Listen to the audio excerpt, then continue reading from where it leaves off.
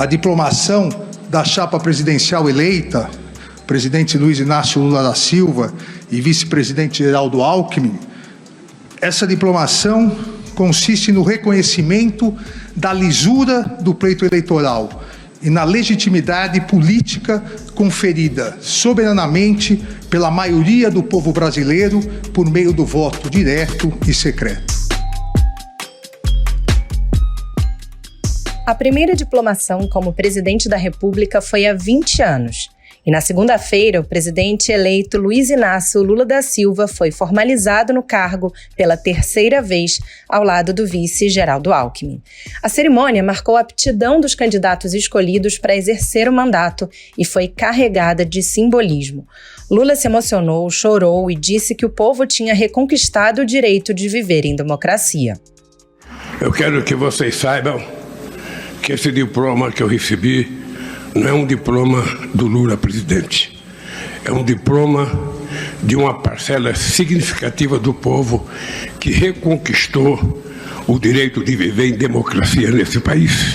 Quero agradecer ao povo brasileiro pela honra de presidir pela terceira vez do Brasil. Na minha primeira diplomação, em 2002, lembrei da ousadia do povo brasileiro em conceder para alguém tantas vezes questionados por não ter diploma universitário, o diploma. Lula também tinha chorado na diplomação em 2002. E eu, que durante tantas vezes fui acusado de não ter um diploma superior, ganho como meu primeiro diploma, o diploma de presidente da República do meu país. Mas o destaque dessa vez foi o tom de catarse e desabafo do presidente eleito.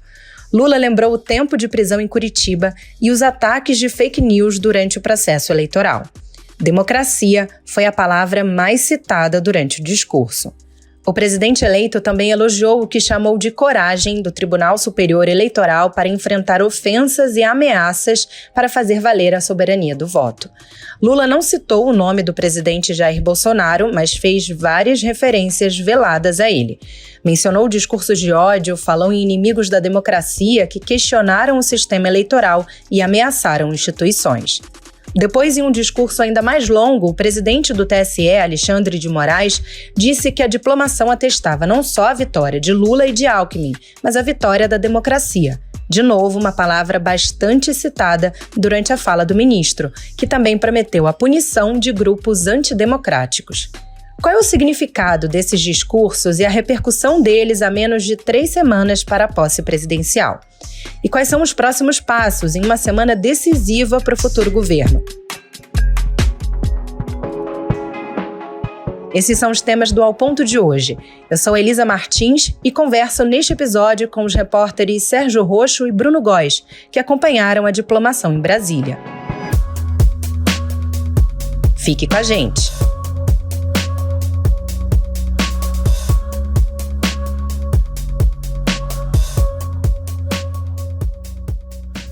Bruno Góes, Sérgio Roxo, para a gente começar essa conversa, qual que é a importância da cerimônia de diplomação que antecede a posse? Qual é o significado, o simbolismo, especialmente dessa formalização dos cargos do Lula e do Alckmin?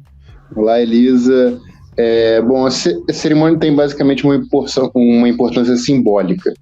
É o último ato do processo eleitoral e essa diplomação torna o eleito apto a tomar posse no dia 1º de janeiro. Além disso, essa cerimônia é um ritual que reúne as autoridades de Brasília e também deixa claro nos discursos quais são as mensagens que esses atores políticos querem passar, né? É claro que houve contestações da parte do Bolsonaro a todo o processo eleitoral e por isso que essa cerimônia tomou uma nova dimensão e teve uma importância maior esse ano, né?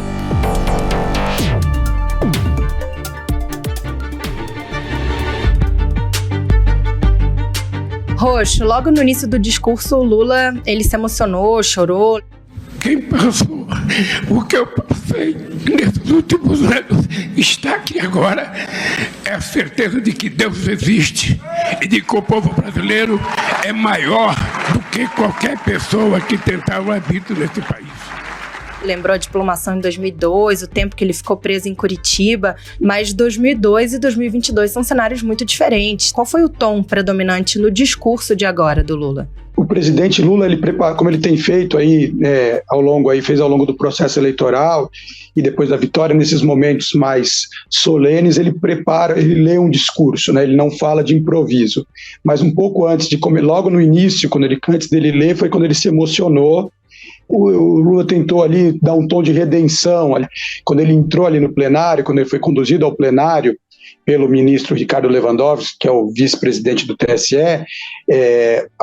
uma parte da plateia formada ali pelos seus apoiadores, falou: "Boa tarde, presidente Lula", numa referência àquela saudação que era feita diariamente ali na vigília, que ficava em frente à sede da Polícia Federal do Paraná, onde o Lula passou 580 dias preso. Então, o Lula tentou dar esse tom de redenção. E aí, logo no começo da sua fala, antes de ler, ele citou ali 2002, então ele lembrou disso, chorou, as pessoas ali na plateia também se emocionaram, e aí foi esse o tom. Depois ele fez um discurso lido, um discurso até curto para os padrões do Lula, um discurso que tinha um pouco mais de 10 minutos, e ele falou muito de democracia, da importância de que o povo brasileiro reconquistou o direito de viver em uma democracia. Ele deu bastante esse tom, essa foi a marca ali desse discurso, né?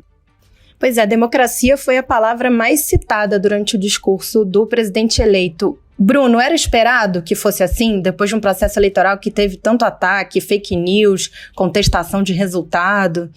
Eu acho que era esperado sim, porque desde o início da campanha, o Lula usou o mote de democracia contra a barbárie, democracia contra o autoritarismo. E, enfim, ele, durante a campanha, dizia que representava o lado da democracia, e o adversário Jair Bolsonaro, que buscava a reeleição, representava uma vontade autoritária de parte do povo brasileiro. Então, nessa coroação, vamos dizer assim, que é a diplomação, ele tratou de resgatar tudo o que aconteceu na campanha e tentou sinalizar para o futuro, dizendo que vai respeitar as instituições, que não vai aceitar discurso de ódio, enfim.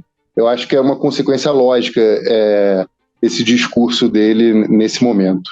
Agora tem outro ponto que também chamou atenção no discurso do Lula, que foi um elogio que ele fez aos ministros do TSE, disse que o tribunal teve coragem de enfrentar as ofensas, as ameaças para fazer valer a soberania do voto. E isso diante ali dos ministros e do presidente do TSE, Alexandre de Moraes, que é tido como inimigo público número 1, né, pelos bolsonaristas. Roxo, qual é a mensagem que vem com essa defesa e o elogio à atuação do TSE no discurso do Lula? Bom, o objetivo ali é legitimar a atuação do TSE durante todo o processo eleitoral, né? O ministro Alexandre de Moraes, que presidiu aí o tribunal, que preside o tribunal e presidiu durante o processo eleitoral, ele teve ali, ele foi ali duro, né, com os bolsonaristas em muitos momentos. Então, o objetivo do presidente Lula ali foi legitimar essa atuação do Alexandre de Moraes e dos seus colegas ali, ministros do TSE, para encerrar esse assunto da eleição, esse embate, tentar colocar ali um ponto final aí nesse tipo no que aconteceu durante a campanha, né, nos embates que aconteceram entre os bolsonaristas, os apoiadores do presidente Jair Bolsonaro e o tribunal, inclusive com decisões do Alexandre de Moraes, né, de bloquear contas em redes sociais. O ministro Alexandre de Moraes, do Supremo Tribunal Federal, determinou o bloqueio das contas de 43 pessoas e empresas suspeitas de financiarem atos antidemocráticos de bolsonaristas que não aceitam o resultado das urnas. Esse tipo de decisão, que em alguns casos foi até considerada polêmica, mas o presidente eleito Luiz Inácio Lula da Silva tentou garantir ali um selo de que o tribunal atuou e mostrar o seu apoio à atuação do tribunal. E nesse sentido que ele vai tentar aí, a partir do momento que tomar posse, ter uma relação, se contrapor ao Bolsonaro até nessa forma de se relacionar com o Poder Judiciário. Agora, teve esse aceno ao judiciário, teve democracia como a palavra mais citada, mas não teve nenhuma menção expressa ao presidente Jair Bolsonaro, pelo menos o nome dele não foi citado, mas teve ataques velados, né? Quais foram os que mais chamaram a atenção? Bom, quando o ministro Alexandre diz que haverá responsabilização, é evidente que ele está tratando dos manifestantes, dos apoiadores do presidente, que não aceitam o resultado das eleições e estão, por exemplo, na frente de quartéis pedindo um golpe, né? Eu acho que isso é um recado bem claro para a base de apoio firme do presidente Jair Bolsonaro, de que não será tolerado um ataque à democracia, e indiretamente também um recado ao próprio presidente, que no fim de semana foi até os manifestantes nos Jardins do Alvorada para dizer que estava com eles, enfim, para fazer ali um aceno de que não deveria haver uma desmobilização por esse pleito antidemocrático, né? Pois é, isso foi abordado também no discurso do presidente do TSE, Alexandre de Moraes, que falou depois do Lula, falou ainda até um discurso mais longo e mais duro, né? Foi um dos discursos mais incisivos que o ministro já fez, não? Com certeza, Elisa, foi um discurso bastante incisivo, bastante forte, com recados claros, né, ao Bolsonaro, ao presidente Bolsonaro e aos seus apoiadores.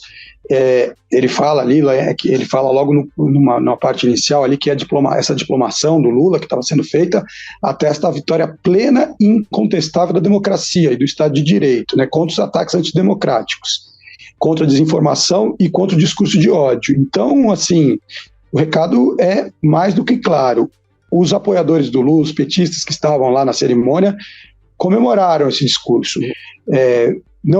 Alguns comentavam assim que imaginavam algum recado, mas se surpreenderam, acharam que foi ainda mais forte do que eles imaginavam, entendeu? Acharam que ele passou realmente todos os recados, que ele foi muito incisivo e ficaram aí muito satisfeitos, acharam que isso vai ajudar de alguma forma aí a constranger esses grupos que estão tentando se reunir em frente de quartéis, fazendo protestos, com intenção de contestar o resultado da eleição de 30 de outubro, né?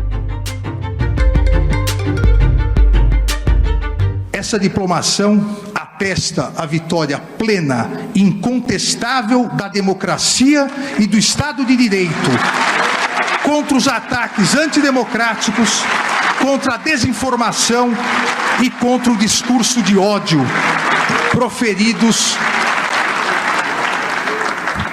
proferidos por diversos grupos organizados, que já identificados, garanto, serão integralmente responsabilizados, para que isso não retorne nas próximas eleições. Agora, a gente fala de cerimônia de diplomação como uma cerimônia que marca o fim do processo eleitoral, né? E quando o Moraes fala que vai responsabilizar, né, as pessoas que fazem esses ataques antidemocráticos, tem um ponto em aberto ainda, uma questão por resolver. De que medidas práticas a gente fala em relação a isso? Qual o recado que ele está passando? A gente consegue deduzir um pouco de próximos movimentos ou o que efetivamente ele quer dizer com isso? Bom, ele quer dizer que se essas pessoas tentarem impedir a posse do presidente eleito ou continuem incitando as Forças Armadas a subverter a ordem democrática, essas pessoas vão ser punidas. Isso daí ele deixou bem claro, inclusive esse recado do ministro Alexandre de Moraes, ele está na mesma linha do discurso adotado pelo governo eleito. O ministro Flávio Dino, futuro ministro Flávio Dino, já disse que a lei de proteção ao Estado Democrático de Direito será cumprida e a Polícia Federal vai trabalhar para punir aqueles que querem subverter a ordem democrática. Então, isso mostra que tanto o governo eleito quanto o judiciário está atento a possíveis ataques à democracia, que isso não será tolerado. Bom, e passada agora a diplomação, quais são os próximos passos? Antes do foco na posse em 1º de janeiro, ainda tem muita coisa, né? Como é que fica essa semana aí para o futuro governo? Semana aqui em Brasília está bem agitada, Elisa. O presidente eleito Luiz Inácio Lula da Silva deve anunciar nessa semana mais ministros. A expectativa são que ele faça as nomeações de pastas como educação, saúde, meio ambiente. As duas primeiras que eu citei são pastas que têm orçamentos muito grandes, né, que mexem diretamente com políticas públicas que impactam a vida das pessoas. O que o Lula pretende, segundo aliados, é chegar até o final da semana com uma cara já do governo, a cara desse primeiro escalão. Obviamente que ele não vai nomear todos os ministros até sexta-feira, até o fim da semana, mas já tem aí em torno de cerca de metade dos ministérios, que deve ser em torno de 30 e poucos, pelo menos uns 15 ministérios aí definidos até sexta-feira, para o governo já ter uma cara de primeiro escalão, né? Aí a tendência é que outras pastas que vão depender de negociações políticas de partidos que estão chegando, esses partidos, isso fique mais para frente, mas nessa primeira leva seriam essas pastas aí mais das áreas sociais, da área social e por aí que vai, né? Além disso, os ministros que já foram nomeados, já foram indicados pelo Lula na semana passada, já estão começando a fazer a transição com seus equivalentes dentro do governo Bolsonaro. Por exemplo, nesta terça-feira, pela manhã, o Fernando Haddad, que foi indicado para a Fazenda, vai ter um encontro com o Paulo Guedes, atual ministro da Economia, para tratar aí de como vai ser feita essa transição, para ver ali as áreas do Ministério que estão com problema, como é que estão as questões sendo tocadas. A partir da terça-feira, nós vamos fazer reuniões com mais foco nas secretarias, né? E aí nós vamos poder conversar com a Secretaria de Tesouro, Secretaria da Receita e assim por diante para ver em qual situação nós vamos encontrar em 31 de dezembro. Inclusive, uma situação importante, uma informação importante, ele vai levar para esse encontro o Gabriel Galípolo. O Gabriel Galípolo, ele ajudou muito na campanha, ele tem bom trânsito com o mercado financeiro, ele foi presidente do Banco Fator, então ele é um pouco, ele contrapõe um pouco essa coisa do Haddad. O Haddad é mal visto aí na parte do mercado, e o Galípolo não, ele tem muito trânsito, então ele vai levar o Gabriel Galípolo. Existe inclusive uma chance do Gabriel Galípolo ser o secretário executivo, número 2 da Fazenda, que seria aí formar uma dupla com o Fernando Haddad. Os dois se aproximaram muito da campanha, durante a campanha, chegaram a escrever artigos juntos, eles se entrosaram bem, e pode ser que o parceiro principal do Fernando Haddad no Ministério da Fazenda seja o Gabriel Galípolo. Depois de sair da conversa com o Paulo Guedes, o Fernando Haddad vai almoçar com o Roberto Campos Neto, presidente do Banco Central. Lembrando que o presidente do Banco Central foi nomeado pelo Bolsonaro, mas agora, como foi aprovada a autonomia do Banco Central, Roberto Campos Neto fica no cargo até o final de 2024. Então, de qualquer maneira, Fernando Haddad vai ter que conviver com o Roberto Campos Neto por 2 anos, né? O Banco Central cuida da política de juros, influencia muito nessa política de juros, acaba influenciando aí no andamento da economia, no crescimento. Então, a Fernando Haddad buscando aí um entrosamento, uma forma de diálogo com o Roberto Campos Neto, que terá autonomia para tocar o Banco Central na sua forma, de forma autônoma, né? E também há o desafio de aprovar a PEC da transição na Câmara. A proposta que libera o pagamento do Bolsa Família de R$600 a partir de 2023. Os deputados e os integrantes da transição estão acompanhando as negociações com o presidente Arthur Lira e esperam que até quinta-feira consigam aprovar em plenário essa proposta para que seja promulgada e o governo possa ter um espaço razoável de investimentos no ano que vem, que possa cumprir também as suas promessas. Então, é uma semana delicada também para o presidente Lula. Nessas negociações, é importante que eles consigam aprovar a PEC na Câmara para que não cheguem em 2023 com problemas muito grandes, sem dinheiro para poder pagar a farmácia popular, que é um dos assuntos que eles mais citam, sem o próprio Bolsa Família de R$600, enfim, há essas negociações acontecendo e é isso que o PT e o presidente Lula esperam, é que esse problema também seja resolvido nessa semana.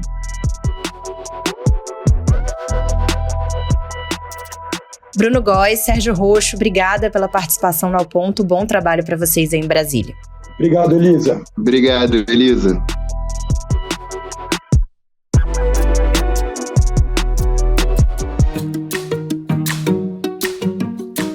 Esse foi Ao Ponto de hoje, o podcast diário da redação do Globo.